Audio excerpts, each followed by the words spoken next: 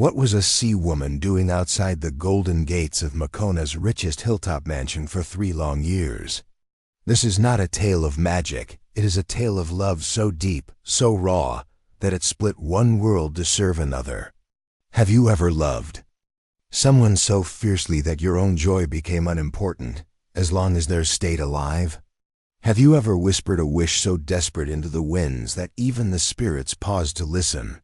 In the land of Alarenji, there lived 2 souls tied by the threads of hardship and heart, a soft-eyed woman named Nyam and a kind-spirited man called Zelumo. Their love was the kind you could smell in the breeze and hear in the laughter between them. But Olarenji was cruel to the poor, and love did not feed the belly. No matter how long Zelumo worked or how many calluses formed on his palms, their plates remained empty and their nights full of hollow hunger. Nyam watched him toil with quiet pain, each failure carving sorrow into his back. Still, she said nothing. She carried her ache with grace, her heart breaking for him in silence. She kissed him with dry lips and told him she believed in him, though they both knew that belief didn't fill cooking pots. Months rolled by like restless clouds, and hunger was no longer a visitor, it was a neighbor. The world had turned its face from them, and even those who once smiled now closed their doors. And so one heavy dusk, Nyam did the unthinkable. She stepped barefoot through the wet sand to the mouth of the Bay of Nari, where the sky bent low and the water whispered ancient things. The air was sharp and biting, and her tears mingled with the salt breeze. She knelt at the shoreline and cried, "Spirits of the deep, I have nothing left to offer but myself. Give my beloved Zelumo a life of fullness. Let him taste joy. Take anything from me, but give him peace." The winds shifted, and the waters swirled as if stirred by a great force. The sea grew still for a breath. Then a voice, deep and hushed, slid across the waves like shadow. "You seek fortune for another. It shall be granted, but the ocean does not give without asking. A price must be paid." Nyam, too heartbroken to question, too desperate to fear, whispered yes into the wind, not knowing that she had agreed to become something else. The bargain was sealed. That night, Zelumo's destiny was lifted into the sky like a lantern. But Nyam's feet would never touch the soil again. Her legs shimmered into a silver-blue tail, her lungs drew breath from the sea, and she was swallowed into the depths of Nori, her final thought only of the man she loved. She did not know she would never again hold him, never again whisper in his ear, never again share a morning sun. She had become Walii, a spirit of the water bound to the tides of Nari. Nyam remained adrift between memory and water, her only thread to the life she once lived shimmering in the distance, the flickering golden gates of the mansion on Makona Hill, where Zelumo now resided. For 3 full cycles of the earth around the sun, she lingered there in silence, her heart full of love, her voice locked in silence. The sea had stripped her of words, of speech, of every sound that once reached his ears. She had become a creature of water, graceful and strong, yet invisible to the one soul who mattered. From the shadows of the reef, she watched him rise, wealthier, stronger, a man shaped by success, yet in her eyes, always incomplete. Her shimmering tail moved silently through the sea foam as she kept her quiet vigil, watching the lights inside his home dance across the lawn they once dreamed of. She no longer sobbed like she once did. The sea had numbed the sharpest edges of her heartbreak. Her skin, now glistening with pearlescent scales, adapted to the cold embrace of the ocean, but her spirit remained tethered to the past. At night, the waves would hum songs around her, songs that sounded like lost lullabies, as if the very sea mourned her longing. Sometimes she wondered, did Zelumo still remember her? Or had she become a ghost in his story, a whisper swallowed by time? One night, as the moon slid across the clouds, Nyam noticed movement. The great iron gates of the mansion creaked open, and Zelumo emerged, clad in midnight black cloth, his expression unreadable. Her heart fluttered wildly. Could this be the moment he felt her presence? She drifted closer to shore, each beat of her tail echoing hope. But she knew even if he saw her, he would not recognize what she had become. She could not speak, could not explain. She could only watch again as he stepped into his sleek chariot and disappeared into the night. The water grew colder that evening, and she curled against a rock, the moonlight glinting off her scales like broken glass. Why had the ocean chosen this path for her? She whispered silently. She had offered everything, her body, her breath, her life, just to ease his pain. And yet here she was, reduced to a silent shadow, peering into a world she no longer belonged to. As the days passed, her sorrow transformed. No longer crushed beneath grief, it now became a slow burning ache. What if he never returned to her? She began to wonder. What if the love they shared had faded like morning fog? Her once lustrous hair now floated like seagrass around her shoulders, and her skin, once soft and full of life, had roughened beneath the salt. But even when the ocean tried to pull her farther away, Niam refused to let go. Then, one evening, everything shifted. A woman appeared at the gate. Tall, polished, adorned in a gown white as foam. Her steps clicked sharply against the cobblestones as she approached Zelimo's door. Niam's breath caught in her throat. Was this someone new in his life? A lover? Her chest burned as she watched the stranger ring the bell and be welcomed inside. Jealousy, a bitter and unfamiliar feeling, surged within her. Why her? She thought, her soul stinging. Why not me? But even in that darkness, she reminded herself, I chose this.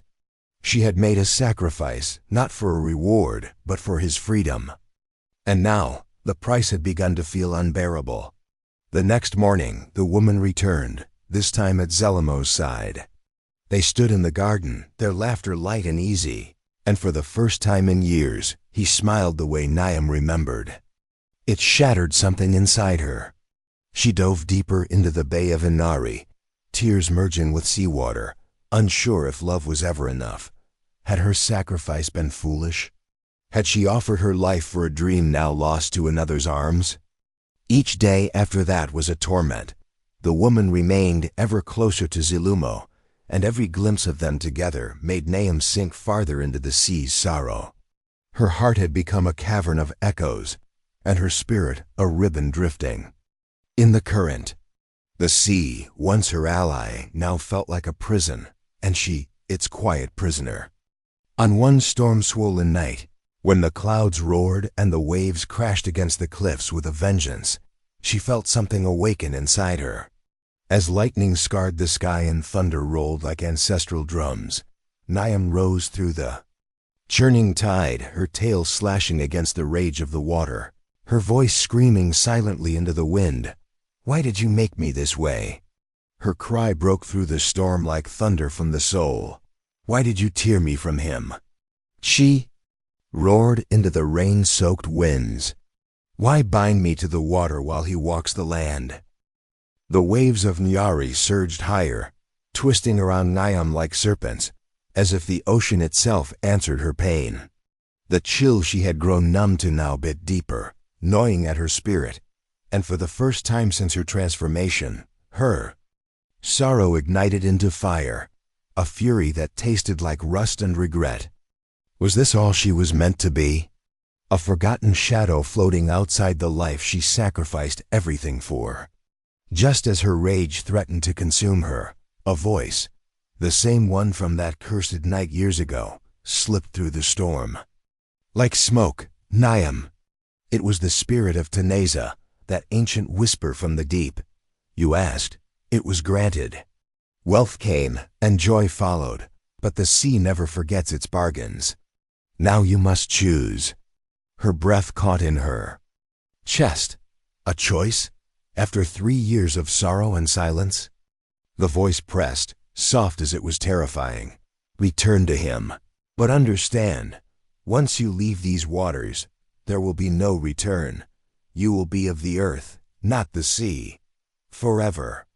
For a moment, she floated in stillness, her heart torn. Between fear and yearning, would Zelumo still recognize her? Would he even want her?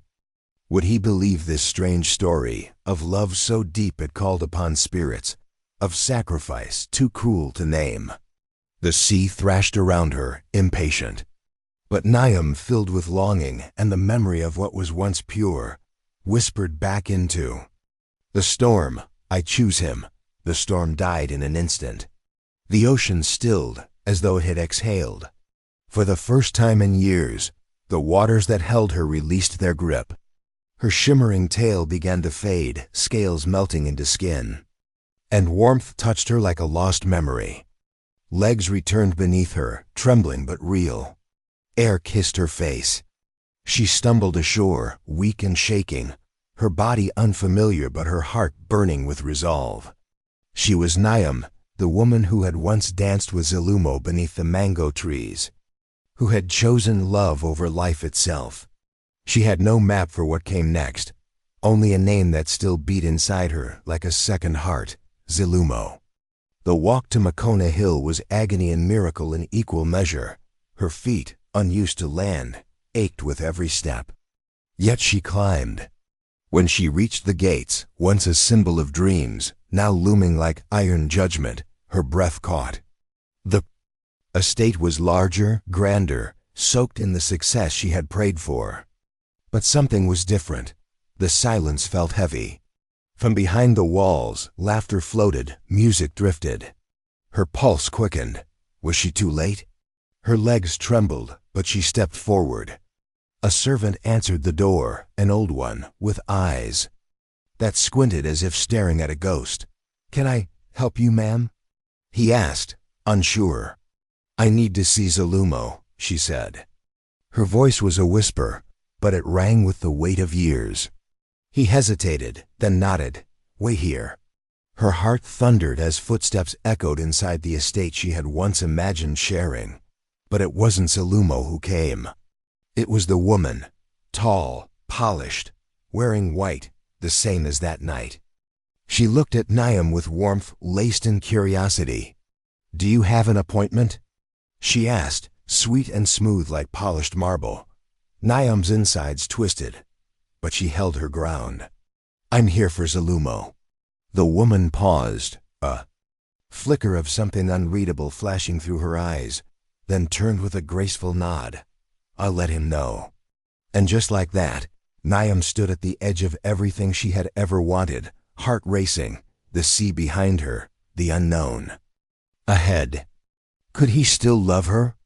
Could he still see her, not as she had become, but as she truly was, the girl who had once kissed him beneath rain-filled skies?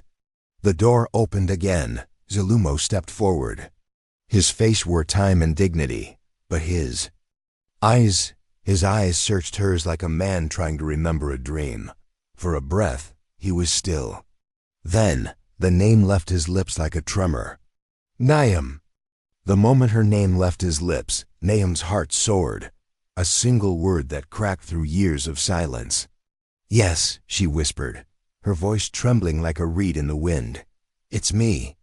I'm sorry it took so long. I never stopped waiting." "Not for a day." Zelumo's face softened, and his hands, strong yet trembling, reached for her as if afraid she'd vanish again. "Where were you?" "I searched. I prayed. I waited." "I know," she breathed, her tears spilling. "I never wanted to leave you. I never meant to disappear. But the sea. I made a vow. I asked for your fortune, for your joy. And it turned me into something else. A creature of the deep." His eyes widened. "The sea?" She nodded, the truth too heavy and too sacred to carry alone any longer. "I wished for you to have the life you deserved. And in return, I was taken. I became Wale, a spirit of the ocean. I watched you from the water every night for 3 years. Zelumo looked at her as if seeing her soul, not just her face. "You gave up everything. For me, I only wanted you to have the life I couldn't give you." She sobbed, "Even if it meant losing myself." Zelumo stepped forward and pulled her into his arms, gripping her like a man afraid to lose again. "You never had to do that, Niam. I would have chosen you over all of it, the gold, the power, the mansion. None of it means anything without you." In that embrace, something ancient healed. The ocean could not drown what love had stitched. Together, time, pain, silence, none of it could erase the fire they had once lit. As the days unfolded, they relearned each other. Their love was the same, yet touched by the years. They carried scars now, hers from isolation, his from loss, but in their pain, they found grace. Zelumo showed her the world that had changed while she was beneath the waves. Glowing screens, buzzing voices, fast-living people. It was overwhelming, but his hand never let go of hers. Each evening they strolled the gardens of Makona, laughing like old times, whispering dreams into the dusk. And yet, even in love's warmth, Niam could not shake a shadow deep within her. The sea had released her, yes, but had it truly freed her? One golden evening, as the sun melted into the horizon, she stood at the edge of Nori, the waves gentle now, not raging, but mysterious as ever. She had been so focused on love, on returning to Zelumo, that she had never questioned the true cost of the wish. And then the voice returned. Teneza spoke not from above, but from within. "You have chosen." The vow was fulfilled. Wealth was given, love restored. But the ocean does not lend without balance. Other forces remain. Other debts. Her blood chilled. "What do you mean?" she whispered. The water lapped softly at her feet, yet its presence felt ancient. "You are free, but freedom has a cost. You may live, yes, but something must return to the deep. The final price must be paid." Niam turned, fear rising, and found Zelumo beside her. "What's wrong?" he asked, his voice a balm. "The sea." "It's not done with me," she replied, her voice barely audible. "It says there's still something I owe." Zelumo's grip tightened on her hand. "Then we'll pay it. Together, you're not alone in this." She looked into his eyes, the same ones that had given her strength for 3 long years. "Whatever the sea wants." "I won't run," she said. "But I won't give you up again. Then we face it, together." His words were simple, but they carried the strength of mountains. As the last light dipped behind the cliffs of Makona, they stood shoulder to shoulder at the water's edge. The waves whispered, but did not take. The sea watched, but did not claim, for now it waited. Their journey was not finished, but this time, Niam would not face the tide alone. Their love had defied storms, spirits, and silence. And no matter what came next, they would walk through it side by side. The sea could make demands. The world could shift. But love, real love, was no longer negotiable. So now ask yourself, how far would you go for the one you love? Would you give your life, your body, your very voice? Would you trade everything for their joy, then risk it all again to return? Love is not gold or comfort. It is the choices we make, the pain we endure, the promises we honor even when the world forgets. Niam gave everything, and still stood ready to give more, not because she was weak, but because her love was stronger than fear. If you were her, would you do the same? Or would you choose differently, knowing the sea always comes to collect? Tell us below, and stay close. For in every village, every shore, every soul, a new story is always waiting to rise.